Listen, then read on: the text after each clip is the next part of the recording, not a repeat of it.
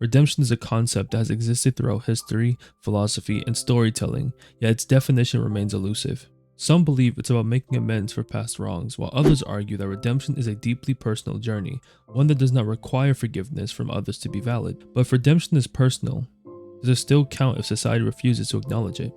But perhaps the most difficult question remains. Are their sins too great to be forgiven? Is redemption always achievable, or do some people walk a path from which they can never return?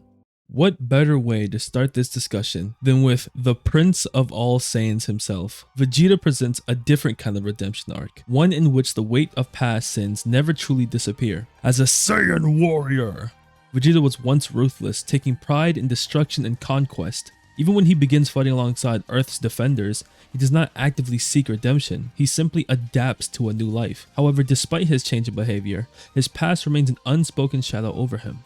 He doesn't openly acknowledge his wrongdoings and seek to atone. His transformation was more subconscious. His defining moments comes when he sacrifices himself against Majin Buu. For the first time, he fights not for personal gain or victory, but to protect his family and people of Earth. He acknowledges that his past sins cannot be erased, yet he chooses to do good despite them. His redemption is not only about forgiveness or becoming a hero, it's about carrying the burden of his past while striving to be better. His story suggests that some sins may never be forgiven, but that does not mean a person cannot change for the better. A parallel to this theme is holy shit.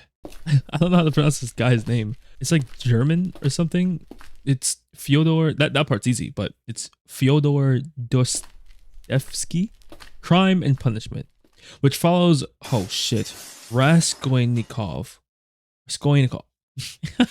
a man who commits murder under the belief that he is above morality. Over the course of the novel, he comes to terms with the weight of his actions and ultimately seeks redemption not through public forgiveness, but through personal acceptance of his guilt and suffering. This mirrors Vegeta's path in that redemption is not about being absolved by others, but about acknowledging one's past and choosing to move forward despite it. Some characters redeem themselves not through long-term change, but through acts of sacrifice that demonstrate their ultimate regret and desire to make amends. Itachi Uchiha is one of the most tragic examples of redemptive sacrifice. He was branded as a villain for slaughtering his entire clan, which the whole thing was revealed to have been done to prevent a civil war, protecting his younger brother Sasuke. Itachi lives with the world's hatred, never revealing the truth of his sacrifice. Only in death does his true nature come to light, making his redemption bittersweet. His story emphasizes that redemption can sometimes mean carrying the burden of one's actions in silence for the greater good. Someone who follows a similar path is Snape from Harry Potter. While his actions toward Harry and others are often cruel, his true allegiance lies in his love for Lily Potter and his secret work against Voldemort. Snape spends his life protecting Harry in honor of Lily, ultimately giving his life to pass on crucial information that helps defeat Voldemort. Though his redemption is complicated by his past misdeeds, his sacrifice ensures that his efforts were not in vain. His story shows that redemption can exist even in morally gray characters.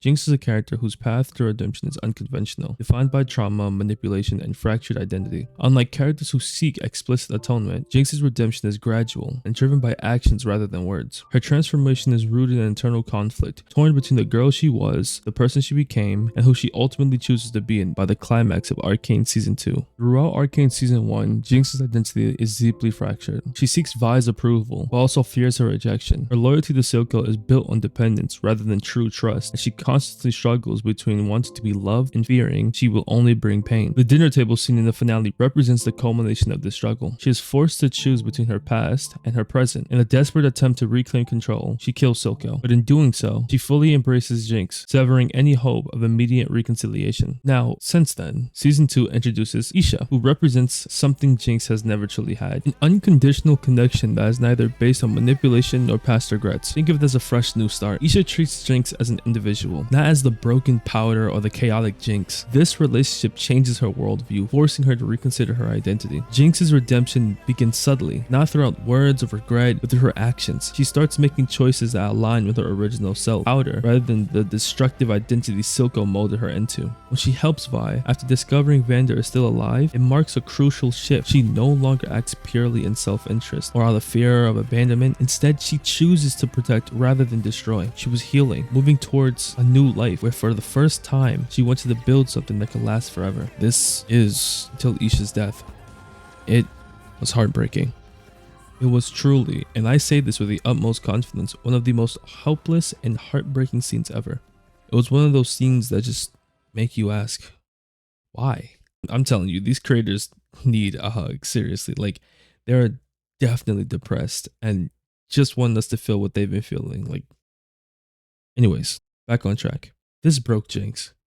It pushed her to the edge, both literally and figuratively, standing over an abyss she wanted to give it all up. The hardship, the pain, the burden. She believed in this moment that if she just let go, it would fix everything.